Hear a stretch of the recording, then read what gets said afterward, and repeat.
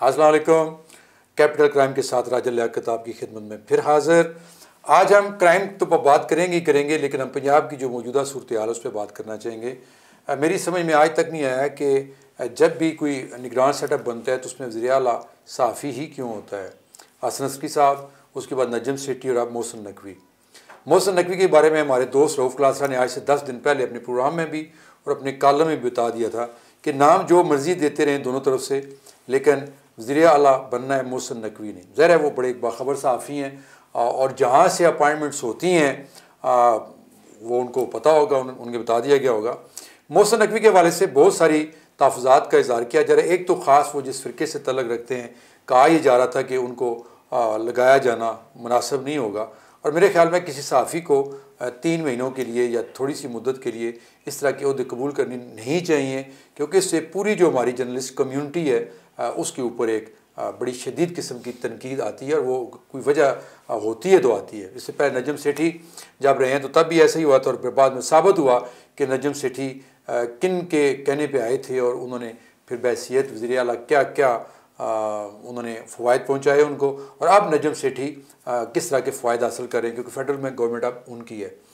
लेकिन जहाँ तक तल्लुक़ है पंजाब हुकूमत की, तो परवेज़ इलाही जब हर तरफ से ये कहा जा रहा था कि वो, बल्कि जावेद चौधरी साहब जैसे एक बहुत बड़े एंकर जिन्होंने बड़े दावे से अपने यूट्यूब प्रोग्राम में कहा था कि परवेज़ इलाही किसी सूरत इस्तीफ़ा नहीं देंगे और इमरान खान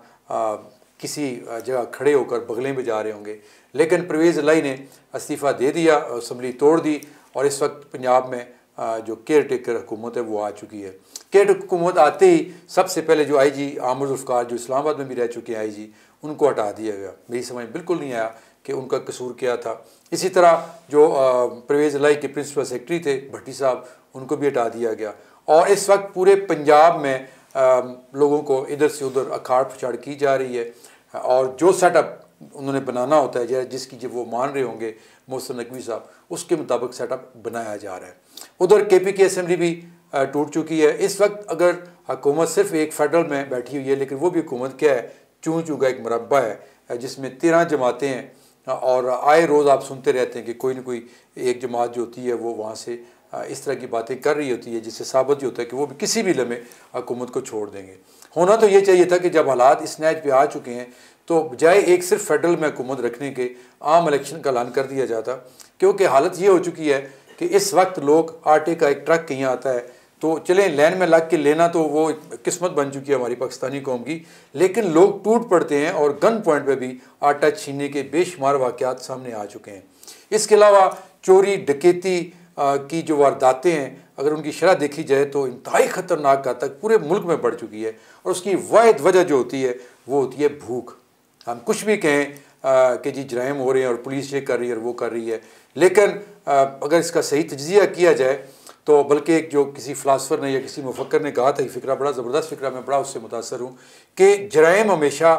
भूख की कोख से जन्म लेते हैं और जिसके बच्चे भूखे मर रहे हों, जिसके माँ बाप के लिए दवाई ना हो, जिसकी बहन की शादी ना हो रही हो, जिसकी बीवी बच्चे जो हैं वो अस्पताल में एक बेड उसको सरकारी अस्पताल में ना मिल रहा हो, तो फिर तंग आके या तो लोग खुदकुशियाँ करते हैं या फिर हाथों में बंदूकें उठा लेते हैं। इस वक्त सूरत हाल वही हो चुकी है। मैं कल एक फुटेज देख रहा था, किसी इंडियन चैनल के एंकर थे, वो बता रहे थे कि वो ये कह रहे थे कि इंडिया पाकिस्तान की दुश्मनी तो हमें घुट्टी में पढ़ाई जाती है, जब हम छोटे छोटे होते हैं तो किताबों में बताया जाता है कि ये हमारे अज़ली दुश्मन है, लेकिन वो ये कह रहा था कि पाकिस्तान की जो जनता यानी जो अवाम है उनके साथ हमें हमदर्दी है, उनके साथ हमारी कोई दुश्मनी नहीं है, ना यहाँ की अवाम की ना उधर की अवाम की। और आटे का वो तकाबली जायज़ा पेश कर रहे थे, बाकी चीज़ों का भी, कि आटा जो है वहाँ इंडिया में 30 रुपये का किलो मिल रहा है, जबकि पाकिस्तान में 150 रुपये। चलें उनका डबल है, 60 रुपये कर लें, लेकिन वहाँ पे ऑनलाइन आप घर से फ़ोन करें और आटा आपके घर पहुँच जाता है। लेकिन पाकिस्तान जो जिसके पास दुनिया का बेहतरीन नहरी निज़ाम है किताबों की हद तक और एक ज़रई मुल्क है, उसमें पिछले कई सालों से हर साल गंदम का जो एक बुहरान आता है वो आपके सामने है। यानी इस वक्त अगर हम ये कहें कि ये जो पाकिस्तान है ये बग़ैर किसी हुकूमत के चल रहा है तो वो मुनासिब होगा, क्योंकि पाकिस्तान के सबसे बड़े सूबे पंजाब समेत इस वक्त KPK में भी कोई हुकूमत नहीं है और जब जितने 2 बड़े सूबों की हुकूमतें गैर फ़ाल हों और वहाँ पे केयर टेकर बैठे हों तो फिर मेरे ख्याल में तो जनरल इलेक्शन ही होने चाहिए। लेकिन उससे पहले वो जो हमेशा एक लीडी रोल अदा करते हैं, हुकूमतें गिराते भी हैं, हुकूमतें बनाते भी अपनी मर्ज़ी के, एक काम वो कर जाएँ कि तमाम सियासी पार्टियों को बैठा कर कहें कि इस वक्त इस दफ़ा जो इलेक्शन होंगे वो बिल्कुल फेयर होंगे, लेकिन सबसे एफिडेविट लिया जाए, सबसे लिखवाया जाए कि जिसकी भी हुकूमत बनती है दूसरी पार्टी उसकी टांगें नहीं खींचेगी, बल्कि उनके साथ चल के इस मुल्क की, इस कौम के लिए काम करेंगे। 5 साल के बाद, हर 5 साल के बाद इलेक्शन होते हैं, मतलब ये तो एक हमारा जो डेमोक्रेटिक कानून है उसके तहत जो भी बुरी कारकर्दगी दिखाएगा अगले साल वो बाहर होगा और नई हुकूमत आएगी। अब खौफ जो खा रहा है इस जो ये 13 जमाती इत्तेहाद है, उनको सिर्फ ये खौफ खाया जा रहा है कि इस वक्त अगर इलेक्शन होते हैं तो उनको बहुत बड़ा नुकसान होगा, क्योंकि जो वो दावे करके आए थे और जिस अंदाज़ में इमरान खान की हुकूमत को रुखसत किया गया था, उसके बाद ये उम्मीद थी, आवाम को उम्मीद थी कि चलें हालात बेहतर होंगे और पेट्रोल, आटा और खाने पीने की चीज़ें जो हमारे 80% हमारे लोगों की ज़रूरत है वो सस्ती होंगी। लेकिन देखा ये गया कि 8 महीनों में महंगाई